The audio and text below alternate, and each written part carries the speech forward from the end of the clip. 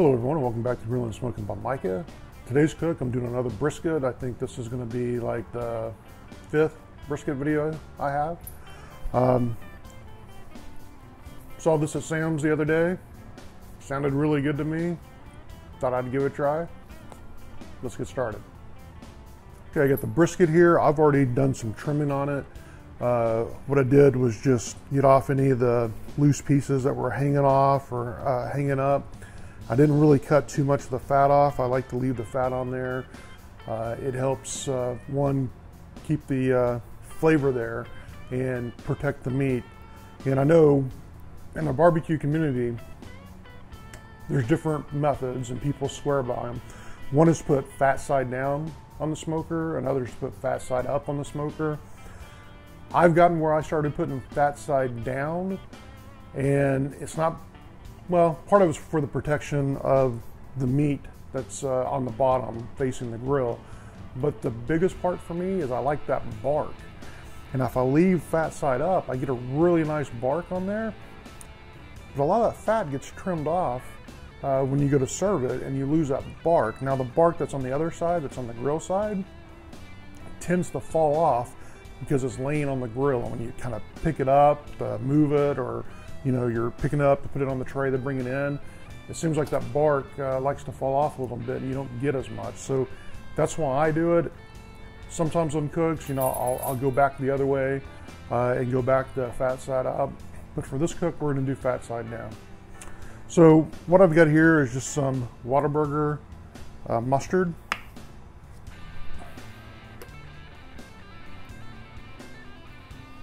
And this isn't so much for the flavor as it is just for the binding. So the rub will stick to the meat. Okay, now that we've got the mustard on there,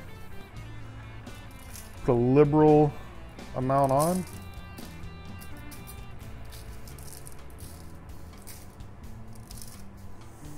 Get that all rubbed in.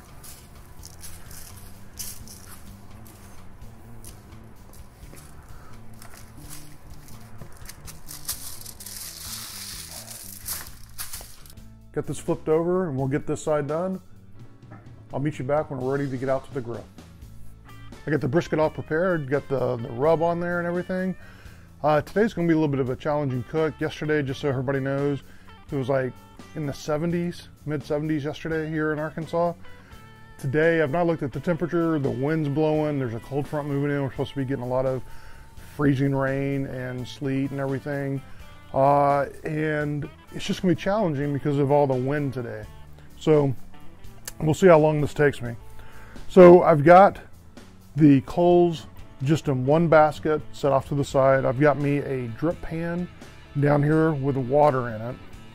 And here is my brisket. And like I said, I am doing it fat side down. If you prefer fat side up, you just do it however it works for you. This is how I'm gonna do it. Got some apple. I have some cherry wood that I'm going to put on there. And all I'm going to do now is put that lid on. We're going to keep it about somewhere between 200 and 250, hopefully about 225. And I'm going to let this go for probably 3 or 4 hours. And then after that, I'm going to come out here, I'm going to stick a probe in it so I can keep a temperature or keep an eye on the temperature. And then we're gonna bump the heat up to about 350 and start cooking it just a little bit faster. This is a technique I did a couple of brisket videos ago, and I think I really like that brisket the way it turned out. So we're gonna try it again and see how it works out. So again, I'm gonna get the lid on there, get that temperature adjusted, and we'll see you back when I come out here to check on it. Okay, everybody, it's been right at 2.5 hours. I've been able to maintain a temperature. It's fluctuating. It's going between like 220 and about 240. So I'm happy with that. I got a lot of smoke life out of just those two pieces of chunk wood that I put on there. So what I'm going to do now is come out here, kind of shake out the ash and everything to get it out the bottom of the basket there. And that chunk wood now that I've got the lid off and it's heating back up, that chunk of wood's probably going to catch on fire in a second. What I'm going to do now is, like I've showed you before, I saved my leftover charcoal. I'm just going to add some to this, and of course it's not lit. I'm just kind of adding it in there. Going to get the lid back on it, get it adjusted, hopefully get it back up to about 225, 230 or so. Let this go another hour and a half for a total of 3 hours, and then I think well, we're going to get that probe in there at that time, see what that temperature is, and then we'll make a decision if we're going to go ahead and let it cook a little bit slower for some more time, or if we're going to go ahead and bump that temperature up to 350 at that point. So meet you back here in about another hour and a half. It's been another hour and a half, and I misspoke earlier. It's a total of 4 hours now, not 3 hours that the brisket's been on. So my coals are looking okay. I'm maintaining the temperature about 240 or so that's okay. I'm getting my probe stuck in, and I'm just going to go kind of the fattest, thickest piece of the meat and kind of go in toward the center of the brisket. And we'll keep an eye on that. So what I'm going to do now is I'm going to go ahead and, since it's been 4 hours, I am going to go ahead and bump that temperature up to about 350 now. I'm waiting to see what this is coming up to. It's about, I'd say 130 degrees is the internal temperature.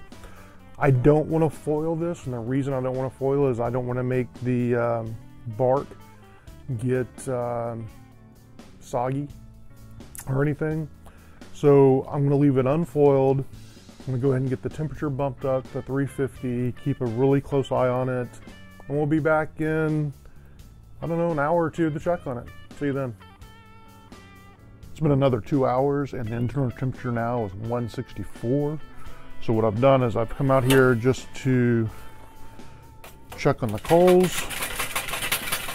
It looks like they are burning down a bit, so I'm going to add some more coals to them.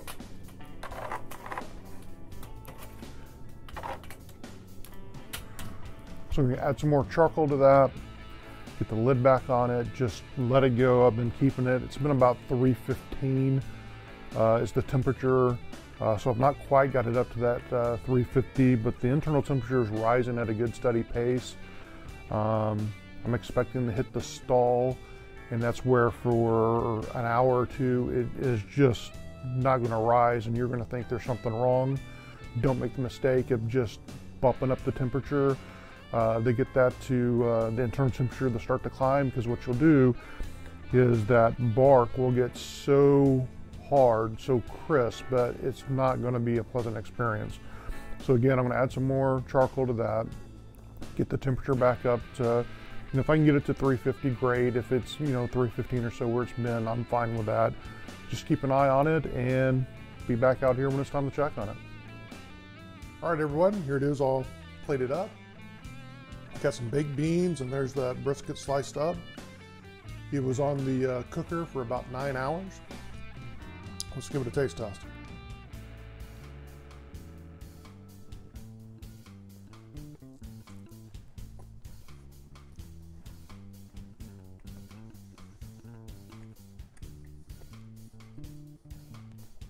Good and juicy. That rub, that coffee rub from Weber, it's got a little bit of a kick to it. It's really good.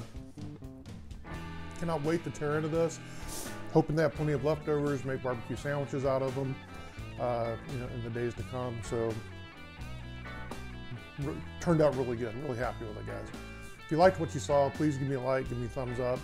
You can follow me on Facebook, Pinterest, Twitter, G+, right here on YouTube. Until next time, we'll see you then.